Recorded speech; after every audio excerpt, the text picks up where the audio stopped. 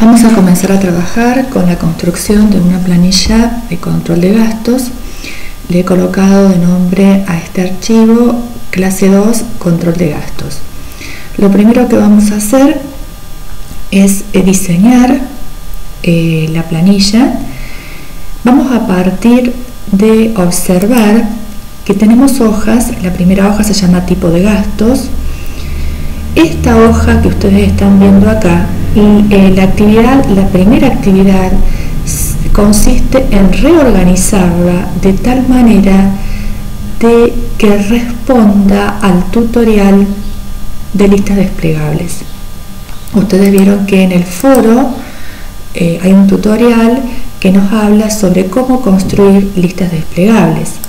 Es decir, si nos vamos al foro de la escuela, vamos a ingresar al foro, vamos a foro,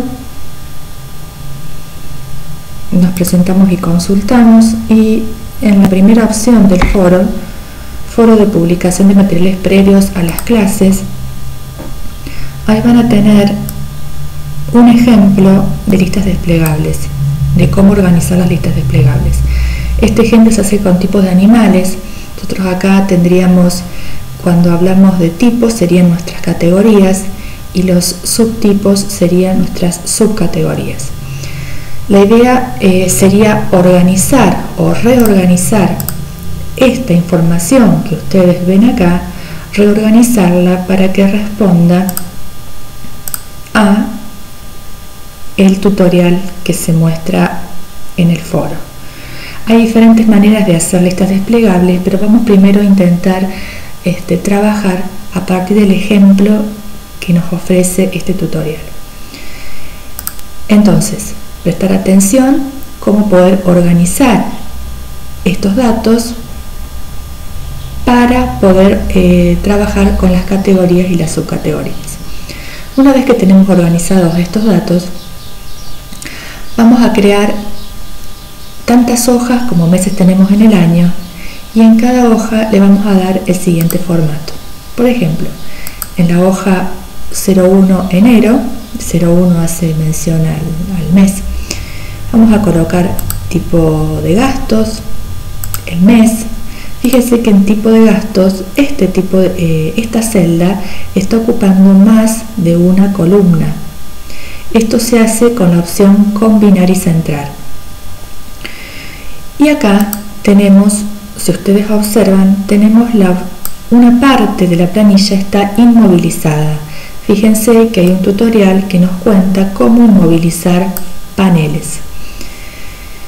Volviendo al tema de las listas desplegables dependientes, si yo acá elijo gastos fijos, aquí me tienen que aparecer todos los gastos fijos. Acá colocaré la fecha, el detalle lo escribo, el importe lo escribo, y así con cada una de las filas que tengo en mi detalle de gastos. En total de mes de enero, fíjense que acá tengo una suma. ¿Y qué está sumando? Suma toda la columna de importes. Acá va de F13 a F1005 porque ha colocado 1005 filas, un poco menos, pero ha colocado aproximadamente unas 1000 filas de acá hacia abajo, ¿no? No hace falta que sean tantas filas, pero bueno, esto es un ejemplo. Entonces, acá en importe me está sumando estos importes. Gasto máximo y gasto mínimo, tenemos una fórmula que utiliza la función max. Max es una función que me devuelve el valor máximo de un rango de valores, y acá desde F13, que sería hasta la última celda del detalle de gastos, F13 a F1002 dice.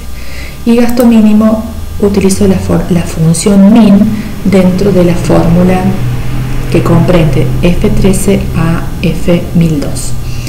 Esto mismo lo voy a hacer con cada uno de los meses del año.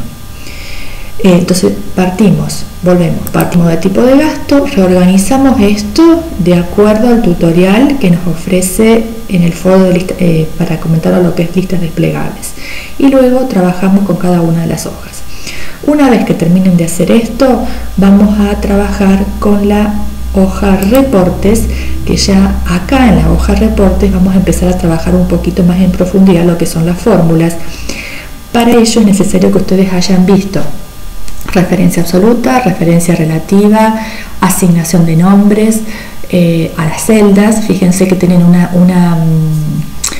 un tutorial en el foro donde habla sobre asignación de nombres a rangos y asignación de nombres a celdas, listas desplegables, y creo que con eso ya vamos a estar para poder realizar el reporte. ¿Sí? El reporte va a consistir en que veamos cuál es el total de gastos de acuerdo al mes y vamos a sacar porcentajes de gastos anuales.